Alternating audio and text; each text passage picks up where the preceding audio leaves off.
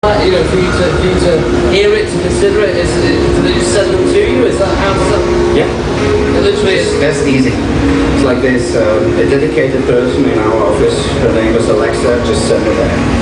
Well, you'll be checking her email address out on Monday, won't you? Yeah, man. That's fabulous. Do you think it's easier now to get noticed as a DJ and to kind of make it, you know, kind of take it as a pro side of things than it was when you started out, or has it always been hard? Well, I think, generally, I think, yes, it is easier. Because of the social networks, you have a possibility of actually reaching out to your audience right away.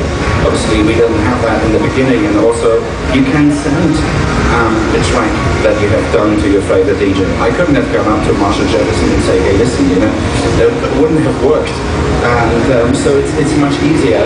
At the same time, you know, sometimes I miss the professionalism in some of the younger guys.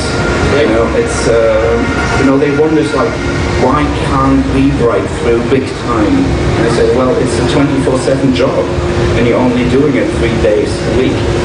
And I think this is something, you know, where maybe learning it the old school way, you know, left that with me to be basically always on the case, be concentrated, and even it's a pretty old-fashioned word, be disciplined about what you do, because you have a responsibility for the people in front of you.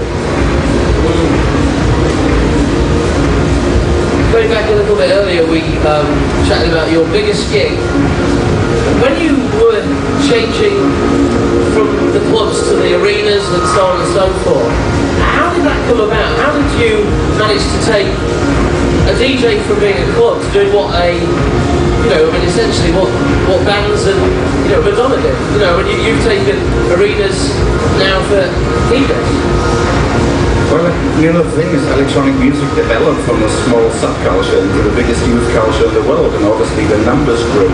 And so it's, you know, it's not just that you, like, without any planning, actually go into an arena and you do it. It's pretty much a setup in a way that you have like a 2-3 year plan towards that. So you play a club show, maybe another one in the same area that year, then you go a little bigger to, you know, a convention hall or something. Apparently 3 years later you pull a crowd that's big enough to actually go into an arena. What does the future hold for you? What's the, I mean, you've got your new tour you're working on at the moment? And yeah. Well, I'm in the studio right now working on my next album, and so that's obviously keeping me pretty busy.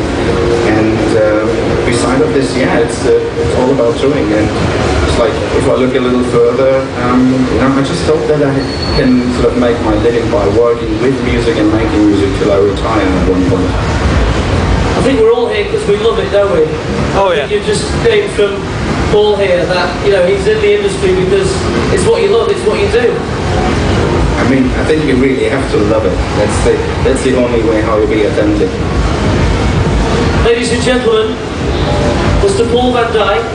He will be playing tonight in Gatecrasher. It's a 6-hour set, and we'll see you down there. Ladies and gentlemen, Paul Van Dyk. Thank you.